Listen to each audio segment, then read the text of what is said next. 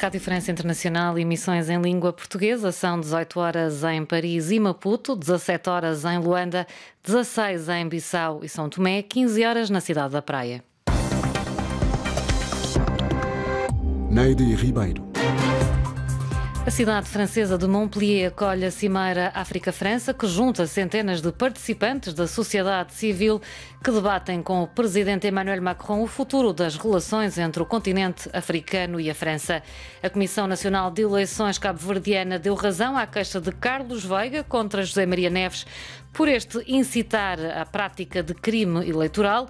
O candidato do PAICV diz que as suas palavras foram mal interpretadas. Estes são alguns dos assuntos que vamos desenvolver neste noticiário sob controle técnico do Dusko Sekulic. RFI, a Rádio do Mundo.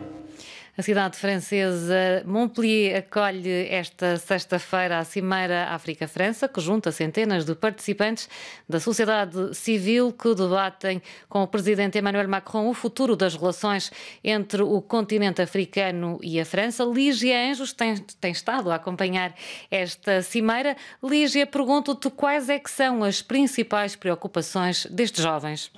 Estes 11 jovens pedem respostas concretas do presidente francês nesta nova relação África-França, sentados nesta altura à mesa do palco aqui no Arena Montpellier.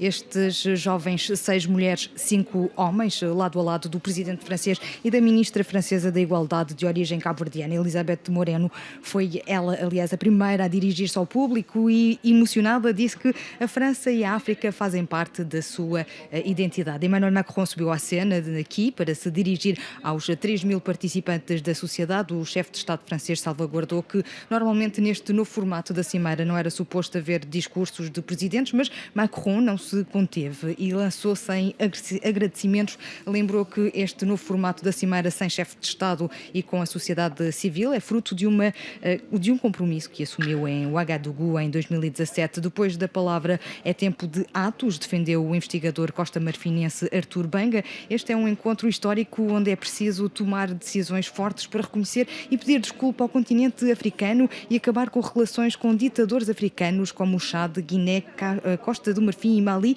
acusou o bloguista senegalês Cheikh Fall. Em resposta, Emmanuel Macron defendeu-se quanto às relações dúbias de França com estes países. Obrigada, Lígia Anjos. A Irlanda e a Estónia passam a aplicar uma taxa mínima de 15% sobre as grandes multinacionais tecnológicas. Guilherme Marques da Fonseca, economista, considera que a posição dos gigantes tecnológicos será essencialmente resistência. Já muito pouco resta a fazer por parte dessas mesmas gigantes tecnológicas que ficarão com este acordo obrigadas a pagar impostos localmente nos países onde prestam serviços, onde as pessoas utilizam as suas redes e as suas aplicações e não apenas na sede-mãe, não apenas nos países onde mantêm ou a sua sede, neste caso os Estados Unidos da América, maioritariamente, ou nos outros países onde mantêm um escritório. Considera, portanto, que as empresas se vão manter nesses mesmos países? Não é claro nem líquido que essas mesmas tecnológicas irão retirar a sua presença de países onde, verdade seja dita, em muitos dos casos, penso na Google no caso irlandês, só lá entraram por causa de benefícios fiscais, mas só mesmo esperando para ver o impacto prático desta medida é que podemos ter a certeza disso. A Irlanda e a Estónia acabaram por aderir, dada a pressão internacional ou não, fica ao cuidado do ouvinte fazer a sua análise. De qualquer forma, o que é certo é que aderiram. De um ponto de vista, se quisermos, estático, possamos achar que a Estónia e a Irlanda serão prejudicados à cabeça. A verdade é que, como seria de esperar, outras medidas de benefício, outras medidas de apoio diferentes poderão ser expectadas nesses mesmos países para cativar essas mesmas empresas tecnológicas a permanecerem lá. Guilherme Marques da Fonseca, economista, entrevistado aqui por Stephanie Palma. Praia 99.3 FM. A Comissão Nacional de Eleições de Cabo Verde deu razão à queixa de Carlos Veiga contra José Maria Neves por este último incitar à prática de crime eleitoral. O candidato do PAICV diz que as palavras foram mal interpretadas pela CNE. Mais explicações com Odair Santos. A Comissão Nacional de Eleições cabo-verdiana deu razão à queixa de Carlos Veiga contra José Maria Neves por incitar a prática de crime eleitoral, quando numa entrevista José Maria Neves disse que não é contra a possibilidade de ser oferecido dinheiro a pessoas para que estas votem, sendo que se tal acontecer, elas devem mesmo aceitá-lo. A Comissão Nacional de Eleições compreendeu que o discurso de José Maria Neves é possível de ser entendido da prática ilegal de incitamento à compra ou venda de votos, pelo que a liberdade de expressão a que assiste o candidato não é um direito superior à lei eleitoral que impede essa prática. O candidato Carlos Veiga disse em declarações à televisão pública cabo-verdiana que já esperava o resultado da deliberação da CNE, porque incitar a compra e venda de voto é crime eleitoral. Para mim era uma deliberação esperada, porque foi feito e repetido um incitamento à compra e venda de votos, né? Isso que pode ser. Isso tudo um candidato presidencial que pode fazer. Até porque incita a cometer um crime eleitoral é também crime. Por sua vez, o candidato José Maria Neves já reagiu e, através da Rádio Pública Cabo-Verdiana, alegou que a interpretação feita pela CNE é um equívoco. Foi um grande equívoco, precisamente porque tenho sido político desde 2001 que tem defendido a lisura do processo eleitoral e tem condenado veementemente a compra de votos. A campanha eleitoral para as presidenciais de 17 de outubro termina no próximo dia 15. De Cabo Verde para a RFI, Odair Santos. Na Guiné-Bissau, a eleição do novo presidente do Supremo Tribunal de Justiça está a gerar polémica. Uma tempestade num copo de água, defende o professor de Direito Constitucional na Universidade Lusófona da Guiné, Banor da Fonseca. Mais detalhes com Alio Candé. Falando à RFI, o docente do Direito Constitucional na Universidade Lusófona da Guiné e o comentador permanente da Rádio-Difusão Nacional, Banor da Fonseca, afirma que a candidatura do juiz conselheiro José Pedro Sambu, atual presidente da Comissão Nacional de Eleições, não tem condições para avançar. Não é preciso ser técnico de direito para saber que não está em condições de se candidatar. Para ser elegível, precisava de 5 anos de efetividade das suas funções.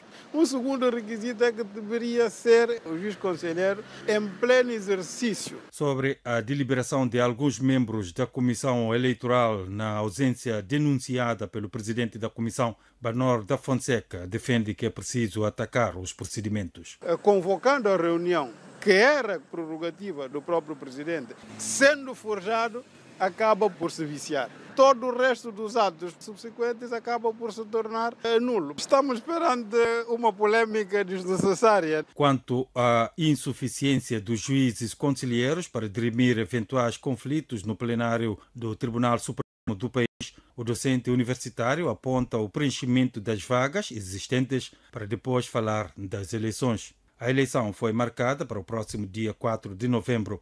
De Bissau para a RFI, Alio Candé. O presidente da UNITA diz que o Congresso que o elegeu é inatacável e acusa o MPLA de estar desesperado perante a perspectiva da perda de poder.